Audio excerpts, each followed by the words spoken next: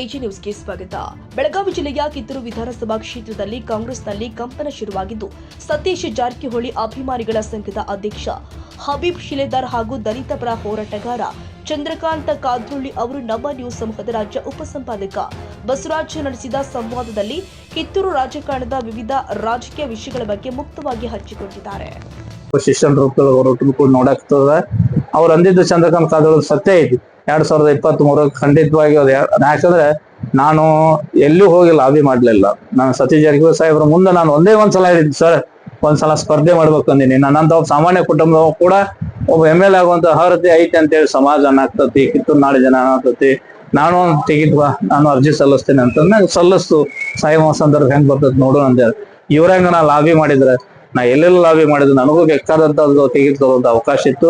Ticket ಹೆಂಗ್ ಸಿಗ್ಬೇಕಂತಂದ್ರೆ ನಮ್ಮ ಸೇವಾ ಮನೋಭಾವನೆ, ಜನರ ಅಭಿಪ್ರಾಯ, ಜನರ ಮನಸ್ಸಿನಿಂದ ಆ ಹುದ್ದೆಗಳು ಬಂದಿದ್ದು ಶಾಶ್ವತವಾಗಿರ್ತಾ ಹೋದ ಹೊರತಾಗಿ ಈ ಕೇಳಿ ಪಡ್ಕೊಂಡಿದ್ದು, ಕಾಡಿ ಪಡ್ಕೊಂಡಿದ್ದು, ವಸೂಲಿಂದ ಪಡ್ಕೊಂಡಿದ್ದು ಈ ಇತಿಹಾಸದೊಳಗೆ ಉಳಿಯಂಗಿಲ್ಲ ಯಾವತ್ತಿದ್ರು.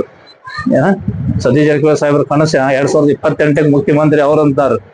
ಇವಾಗ ಮುಖ್ಯಮಂತ್ರಿ ಅಂತ ಅನ್ನಂಗಿಲ್ಲ. ಆದ್ರ ಅವ್ರ ಅಭಿಮಾನಿಗಳು, ನಾಡಿನ ಪ್ರಗತಿಪರ ಚಿಂತಕರು, ಇವತ್ತು ಪ್ರಜ್ಞಾವಂತರು ಈಗ ಮುಖ್ಯಮಂತ್ರಿ ಆಗ್ಬೇಕು ಅಂತೇಳಿ ಅವ್ರಿಗೆ ಅಂತಿರ್ತಾರೆ. ಯಾಕಂತಾರ ಅಂತಂದ್ರೆ ಅವ್ರು ಮಾಡುವಂತ ಕಾಯಕ ಮನೋಭಾವನೆ, ಅವ್ರು ಮಾಡುವಂತ ಒಂದು ಒಳ್ಳೆಯ ಕೆಲಸಗಳನ್ನ ಜನ ನೆಚ್ಕೊಂಡ್ ಅಂತಿರ್ತಾರೆ. ಹಂಗ ಹಬೀಬ್ ಶಿಲೇದಾರ್ಗೂ ಪಾಪ ಇಷ್ಟೆಲ್ಲಾ ಮಾಡಿತ್ತು, ನಾಡಿಗೆ ಬೇಕಾದ್ ಕೊಡತಾನ, ಎಲ್ಲಾ ಮಾಡತ್ತಾನ. ನಮಗೊಂದು ಸಂವಿಧಾನಿಕ ಒಂದು ಹುದ್ದೆ ಇದ್ದಿದ್ರೆ ಒಂದು ಒಳ್ಳೇದಾಕಿತ್ತು ಅಂತೇಳಿ ಜನ ಮಾತಾಡ್ತತಿ. ಜನ ಮಾತಾಡಿದ್ರೆ ಪಾಪ ತಪ್ಪಿಲ್ಲ. ಅವ್ರ ಅಭಿಪ್ರಾಯ. ನಾನು ಖಂಡಿತವಾಗಿ 2028 ಖಂಡಿತವಾಗಿ ಮತ್ತೆ ನಾನು ಪೈಪೋಟಿಯನ್ನ ಕೊಡ್ತೀನಿ, ಮತ್ತೆ ಟಿಕೆಟ್ ಸಿಗ್ಲಿಕ್ಕೆ ಫೈಟ್ ಮಾಡ್ತೀನಿ. ನನ್ನ ಪಕ್ಷ ಕಾಂಗ್ರೆಸ್ ಪಕ್ಷ. ನಾ ಇನ್ನೊಂದು 10 ಪಕ್ಷಕ್ಕೆ ಹೋಗಿ ಬಂದಂತ ವ್ಯಕ್ತಿ ಅಲ್ಲ. ನನ್ನ ಕಾಂಗ್ರೆಸ್ ಪಕ್ಷ, ನಮ್ಮ ತಂದೆ ನಮ್ಮ ಅಜ್ಜಗಳು ಕಟ್ಟಿದಂತ ಪಕ್ಷ ಕಾಂಗ್ರೆಸ್ ಪಕ್ಷ ನಮ್ದು. ಯಾವತ್ತಿದ್ರು ಕಾಂಗ್ರೆಸ್ ಬಗ್ಗೆ ನಾನೆಲ್ಲಾ ಹೇಳಿಕೆಗಳು ನೋಡ್ಬೇಕು. ನಾ ಹಿಂದ ಮಹಂತೇಶ್ ದೊಡ್ಡಗೌಡ್ರು ಬಿಜೆಪಿ ಇದ್ದಾಗ ಬಿಜೆಪಿ ವಿರುದ್ಧ ನಾ ಎಷ್ಟು ಹೋರಾಟ ಮಾಡಿದೀನಿ, ಅವ್ರ ವಿರುದ್ಧ ಎಷ್ಟು ನಾವು ಇದು ಮಾಡಿದೀನಿ ಅನ್ನೋದು ನನ್ನ ಸೋಷಿಯಲ್ ಮೀಡಿಯಾದಾಗ ಇವತ್ತು ನಾನು ಯೂಟ್ಯೂಬ್ ತೆಗೆದು ನೋಡ್ರಿ ಗೊತ್ತಾಕತ್ತೆ. ಏನ್ ಪಕ್ಷಕ್ಕಾಗಿ ನಾವು ಎಷ್ಟು ಇದು ಮಾಡಿದೀನಿ, ಪಕ್ಷ ಗೆಲ್ಲಿ ಅಂತೇಳಿ ತಾಯಿ ಮೇಲೆ ಪ್ರಮಾಣ ಮಾಡಿ ನಾವು ಹೋರಾಟ ಮಾಡಿದ್ದೀನಿ. ಒಬ್ಬ ಬಡ ಮನುಷ್ಯ ಇದ್ರು ನಾನು ಪ್ರಜಾಧ್ವನಿ ಕಾರ್ಯಕ್ರಮದ ಭಾಗ ಲಕ್ಷಗಟ್ಟಲೆ ಖರ್ಚು ಮಾಡಿ ಜನರಲ್ ಕರ್ಕೊಂಡ್ ಬಂದ ಒಕ್ಕಟ್ಟಾಗಿ ನನ್ನ ಕಾಂಗ್ರೆಸ್ ಗೆದಿಲಿ ಅಂತ ಹೇಳಿ ಮಾಡಿದ್ದೀನಿ. ನನ್ನ ಕಾಂಗ್ರೆಸ್ ಸೋಲ್ ಅಂತ ಹೇಳಿ ಮಾಡಿಲ್ಲ. ಹೌದೈತೆ. ನಾನು ಆಸೆಗಾಗಿ ಆ ಪಾರ್ಟಿಗೆ ಹೋಗಿ ಈ ಪಾರ್ಟಿಗೆ ಹೋಗಿ 12 ಪಾರ್ಟಿಗೆ ನಾ ಅಡ್ಡಾಡಿ ಬಂದಂತ ಮನುಷ್ಯ ಅಲ್ಲ.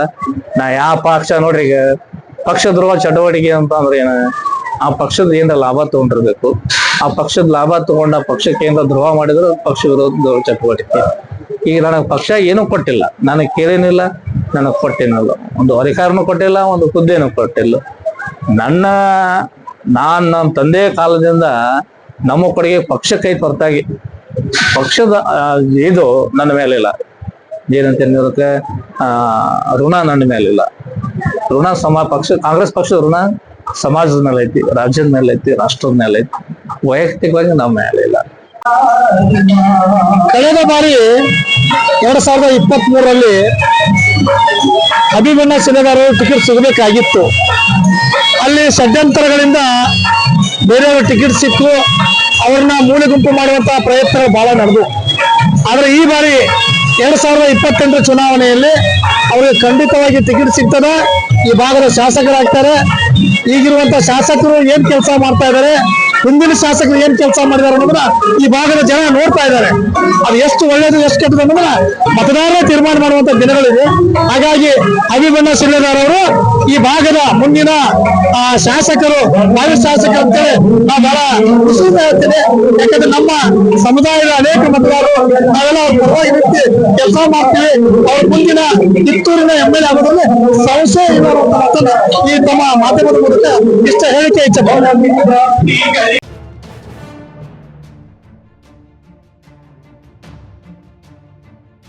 ಕನ್ನಡಿಗರ ಮೆಚ್ಚಿನ ನಿಮ್ಮ ಎಜೆ 24/7 ನ್ಯೂಸ್ ಕನ್ನಡ ವಾಹಿನಿ ಇದೀಗ ಟಿವಿಯಲ್ಲಿ ಲಭ್ಯ. ವೇಳೆ ನೋಟಿಸ್ ಕೊಟ್ಟಿದ್ರೆ ವಾಪಸ್ ತಗೋತೀವಿ. ಇವತ್ತು ವಕ್ಫ್ ಪ್ರಾಪರ್ಟಿ ಅಂತೇಳಿ ಬರ್ತದೆ ಅಂತ ಹೇಳಿದ್ರೆ ರೈತರು ಬೀದಿಗೆ ಬಂದ್ರೆ ಏನ್ ಮಾಡ್ಬೇಕಾಗತ್ತೆ? ಯಾರು ವೋಟ್ ಹಾಕಲಿಲ್ಲ ಅಂದ್ರೆ ಗ್ಯಾರಂಟಿನೆಲ್ಲ ಸ್ಟಾಪ್ ಮಾಡ್ಬಿಡ್ತೀವಿ.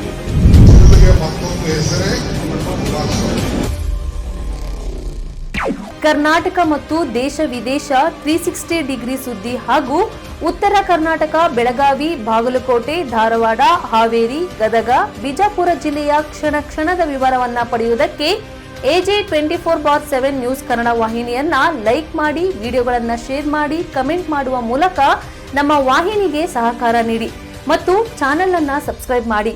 ಧನ್ಯವಾದಗಳು.